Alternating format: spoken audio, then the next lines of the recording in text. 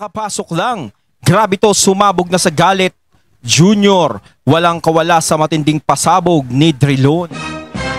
Ayan, syempre itong balitang ating matutunghayan ngayon ay nagmula kay Pinas News Portal. At ito po ang inyong lingkod na si BT na magbibigay ng reaksyon at komento dito sa video na ating matutunghayan ngayon. At huwag na natin pagtagalin at sabay-sabay na natin panoorin ang laman ng video na hatid sa atin ni Pinas News Portal at bibigyan natin ng reaksyon ang balitang ito. Pasok!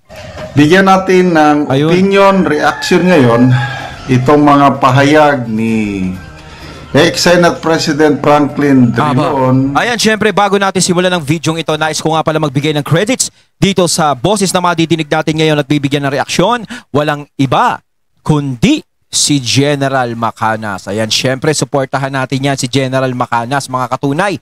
Bisitahin nyo The General's Viewpoint. Ayan, ipagpatuloy natin. Sa interview ng Billionaire.channel o news channel at naipublish dito sa politico.com.ph tungkol ito sa pagiging lame duck ng Pangulong Marcos Jr. for the next 3 years. Lame duck. Wala nang power, wala nang silbi, wala nang asim. Okay, ito po ang title. Ganun? Lame duck na. Drilon says Marcos leadership now in doubt after midterm election losses. Politico, May 28, 2025. Parang dito lame duck, parang sinasabi dito na parang tumatagilid na yung kanyang administrasyon. Kasi naman, 'di ba? Alam nyo kasi dapat hindi naman mahahantong talaga sa ganito, no? Kaya yung mga ganyan yung mga nasasabi sa kanya. Hindi dapat mahahantong sa ganito kung talagang naging tama yung bawat desisyon. Kasi pagpalagay natin, sige, tama yung mga naging desisyon nila sa sarili nila na sinasabi nilang, tama yung ginawa namin. Pero alam nyo sa taong bayan kasi, no, hindi talaga siya tama. Kasi dapat ang importante talaga, no, ang importante talaga dito, no, nagkakaroon kayo ng attachment sa mga tao. Yun ang nagiging pagkukulang ninyo. Yung attachment sa mga tao.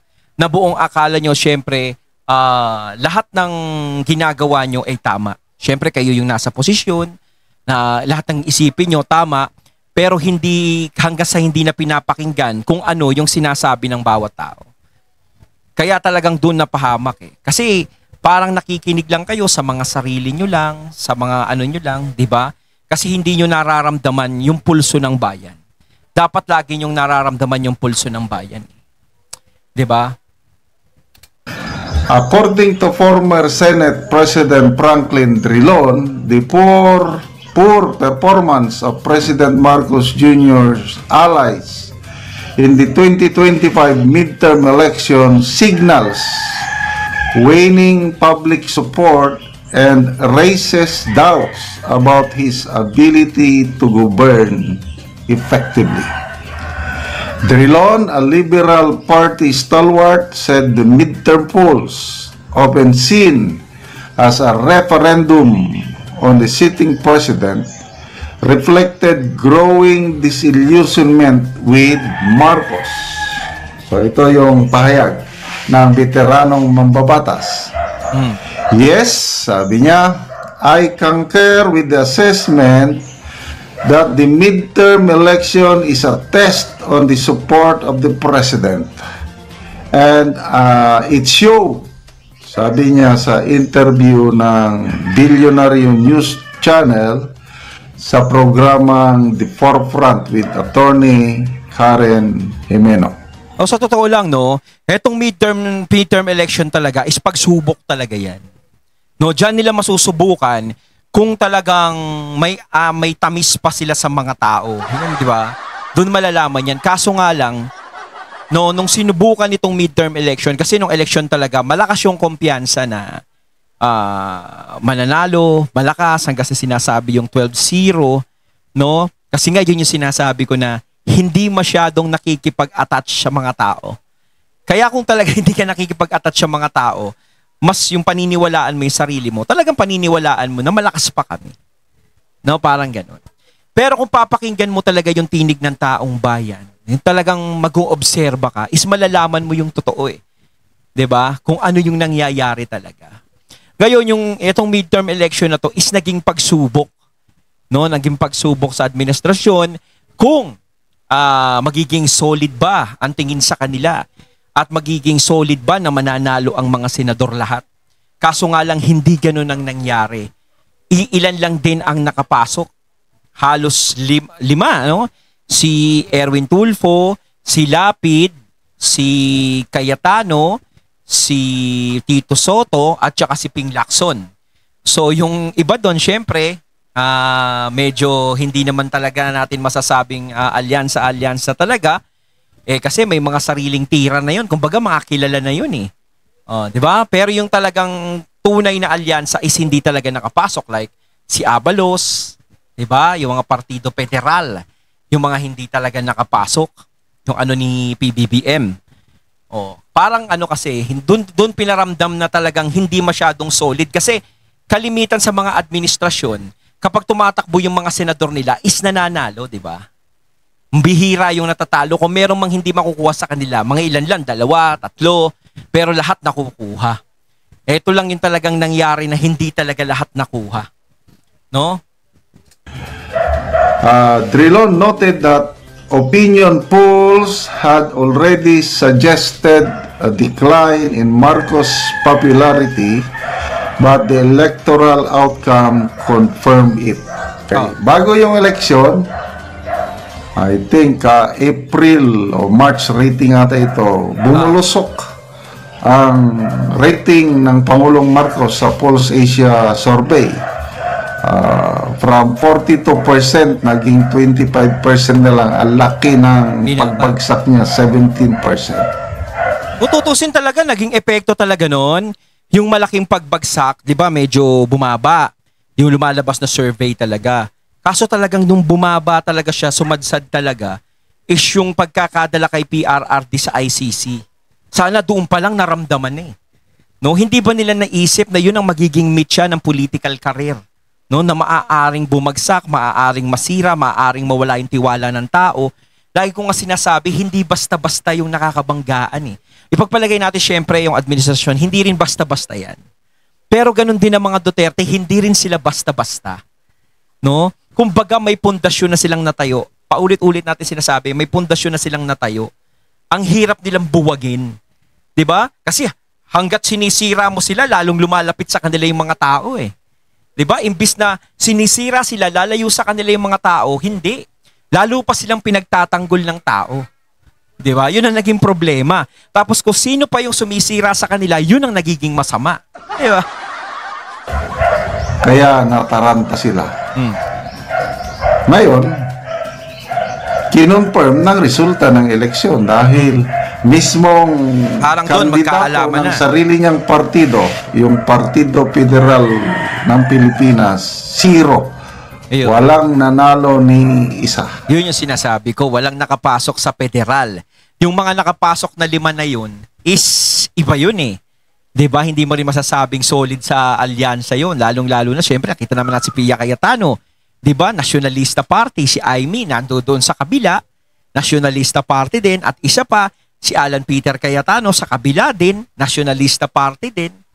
'Di ba? Parang sila mga guest candidates, parang gano'n. Si Tito Sen naman, tsaka si Ping Lacson, syempre mga ano na yan eh, mga veterano na yan, mga kilala na yan kung tutuusin. May mga sarili ng tira yan. Si Erwin Tulfo naman, syempre Tulfo yan, 'di ba? Kahit paano nag-relay pa rin yung mga tao sa pangalang Tulfo, no? Ganon eh. Pero yung talagang partido talaga ni PBBM na federal, talagang hindi talaga nakapasok. Talagang ayun yung naging 0. 'Di ba? Doon parang pinaramdam na, naku, hindi siya nasuportahan ng eleksyon. Kahit yung kandidato ng kanyang pinsan Speaker Romualdez sa Lakas CMD, isa lang ang lumusot. So, 7 oposisyon ang nanalo, 5 Duterte Black at saka 2 liberal o dilawan. Kaya may panabla. Maligaya si ex-senator Drilon dahil Kahit pa paano may biglang nakapasok. nabuhay ang mga liberal. Oo, dati kasi, tatandaan natin, no? Wala talagang nakapasok na liberal nung mga panahon ni PRRD talaga, di ba? Ay, ni PRRD ba? Tama ba ako? O etong panahon ni PBB, nung eleksyon, nung 2022? Correct me if I'm wrong, mga katunay, alin doon. Kasi, alam ko, di ba, tumakbo yan, yung Partido Liberal na yan, hindi nakapasok. Zero talaga sila. Para si Risa Hontiveros lang yung nanalo. Pangilinan and kahit pa paano may Aquino, nakapasok although sa si kanila. Aquino, formal nang kumalas sa liberal, nagtayo ng sariling partido, but considered pa rin siyang dilawan. Oo. Kaya Ganun pa rin yun. sabi ng Pero si Bam Aquino, nakikita ko parang ano to eh. Maaari siguro maging transparent to kahit pa paano. Kasi lahat ng yung mga interview niya, nakikita natin doon parang transparent siya magsalita eh. Pero malalaman natin yan kapag nakaupo na siya. Lalong-lalo na sa impeachment ni VP Sara sa trial noon, malalaman natin kung sino talaga, di ba? Kasi yan namang impeachment trial ni VP Sara, yan naman ang magsisilbing obserbasyon sa kanila ng mga tao. Oh. Excuse me. Everybody says he's a lame duck president, meaning he, PBBM. Everybody says PBBM a lame duck president for the next 3 years, less than a majority of the administration candidates won. That doesn't happen in a midterm election. Okay. Pero kahit naman papaano, no, si PBBM is hindi niya naman masyadong ginagamit yung kapangyarihan niya kahit sa kabila ng mga nangyayaring batiko sa kanya. Halos yung mga sinasabi sa kanyang hindi magaganda, 'di ba? Na minsan mga foul words na, no, na hindi dapat sabihin sa kanya, eh talagang hindi niya pa rin ginagamit yung kapangyarihan niya bilang presidente. 'Di ba? Kung tutuusin kasi sa iba, na kapag napikon sa mga ganun, maaaring magdeklara yan ng martial law, maaaring ipahuli niya yan, ipadampot niya yan, ipakulong niya yan. 'Di ba? Maaaring may mga ganung bagay. No, pero kasi nandito, ang nangyari parang yung pinakulong si PRRD, no? Pero kasi yung pagpapakulong naman kay PRRD, parang ang nakikita ko diyan, hindi yan yung ano eh, hindi yan yung dahil sa mga nagawa ni PRRD sa war on drugs. Kasi kung tutuusin, kung yun ang pagbabasihan nila, tama yun eh. No, tama sa taong bayan yun kasi talagang marami talagang nagbago. Maraming nabigyan ng ano, 'di ba? Pero ang talagang pinaka parang pakay doon na sinasabi nga ng iba na para humina. Yan yung partido nila ng mga Duterte. 'Di ba? Mapilay. 'Di ba? Tsaka para hindi na lumakas. Kaso nga lang baliktad ang nangyari. Nung pinakulong si PRRD, lalo din silang lumakas at nagkaroon ng simpatya yung mga tao sa kanila. 'Di ba lahat ng ginagawa sa kanila is yun ang nagpapalakas sa kanila. 'Di ba? Kahit ibaon mo sila ng ibaon, pukpukin mo ng pabaon, pilit na lumilitaw sila na parang pako na pinupukpok mo na lilitaw pa rin, 'di ba? Sa panahon ni PRRD, noong 2019, siyam ang nanalong kandidato ng Duterte ticket na noon ang nangampanya si then Mayor Inday Sara, hugpong ng pagbabago. So siyam, yung oposisyon, yung dilawan, 8 diretso, walang ayun, nanalo. yun. 2019. So may tatlong nanalo, considered independent. So, sino yung nanalong tatlong independent? Grace Po, Nancy Binay, and Lito Lapid. Ayun. Opposition, 8 diretso. Okay? Oo, walang nanalo sa... Pero ano, di ba, si Risa Hontiveros na nakapasok doon? Ngayon, baliktad. Hindi niya nakuha yung bilang. Pitong oposisyon ang nanalo, 5 lang sa alyansa. Kaya, actually, yung 5 na yun, -1 pa dahil si Cayetano. Ayun nga, si Pia. Senator Pia Cayetano, ang loyalty niya, alanganin pa yan eh. papunta yan sa Nacionalista Party ng Mabilia. NP yan Kaya eh. 4 lang Di ba? kanilang tao Kung doon. sino kasi yung sinusuporta ng Nacionalista Party, yung NP, syempre dun ka. kay, ano pa, sabi pa na dagdag ni Senator Drilon, this administration will find it extremely difficult to push their agenda given their perceived political strength at this point. Their ability to govern is put in doubt because of the result of the election. He warned that key policy battles ahead, including the annual national budget, will test the president's capacity to build the consensus in a divided political landscape. In the next 3 years, sabi ni Drilon, there will be crucial issues that will come up and he needs the support of Congress. Ayun lang. Ayun, doon lang talaga makakakuha ng suporta sa Congress. Hanggang kasi sa Senado, medyo tagilid kung doon ka kukuha ng suporta. Lalo na kung mag-iba pa yung Senate President. Kasi di natin lang si Marcoleta o si Amy ang mananalo o si Tito Sen, di ba? Baka mapalitan si Cheese. Swerte nila pag hindi napalitan si Cheese, di ba? Kumbaga talagang wala nang iba, no choice na, talagang sa kamara ka na talaga huhugot ng lakas diba? Also noted that a post-election reset is underway as political forces begin to recalibrate their positions ahead of the 2028 presidential race. Ang lahat ng mga galawan ngayon sa politika, ang ultimate focus na nila is 2028. Ako, nakakatakot yun sa mga kalaban ni BP Sara, yung 2028 na yan. Yun ang matinding darating talaga. No? Kapag tumakbo si BP Sara sa 2028, yun ang parang excitement na, yun ang exciting Diba? Na inaabangan natin yung 2028 election na yan. Sino kaya ang mga makakalaban ni VP Sara yung maglalakas loob na tumapat sa kanya? Kasi itong impeachment itong impeachment trial na to kung pag-uusapan natin, tingin ko ako nararamdaman ko sa sarili ko malulusotan ni VP Sara to Ngayon, kung makalusot si VP Sara dito, ay wala na. Kumbaga, malamang ko gagawa na naman ng bagong panlaban kay VP Sara yan. Diba? Ganyan naman hanggat hindi pa naman dumarating yung kalahati ng 2027. Diba? Kasi meron pang 3 years para dikdikin si BP Sara. Pero kapag yan nalagpasan, lahat ng butas nasuotan ni BP Sara, naku, lagot na. Kaya talagang lumalakas na ang mga dilawan. Ang malakas na kandidato. Yung awayan ng mga Duterte tsaka ng mga Marcos, pinakinabangan ng dilawan. Kumbaga, relax lang sila sa Gedli, popcorn lang sa mga nangyayari. Yan din yung sinasabi ko dati. Di ba parang napakatahimik lang nila tapos bigla silang pasok sa eksena. By 2028, hindi na yung Romualdez sa Tulpo, wala na. Ano na?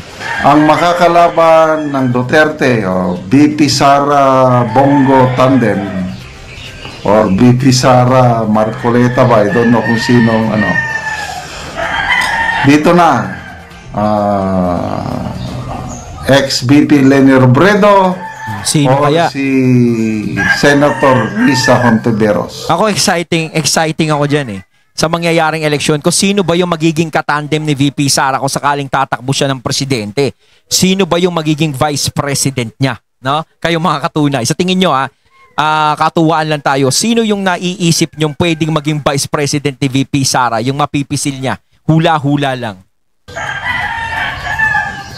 So, lame duck President, good luck na lang.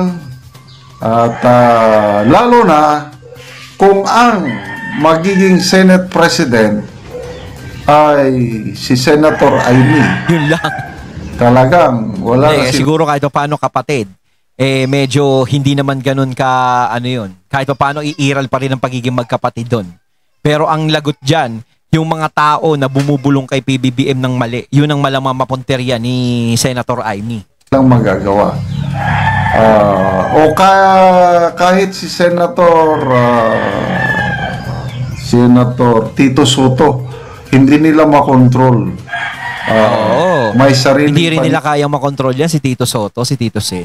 May sariling tira din yan.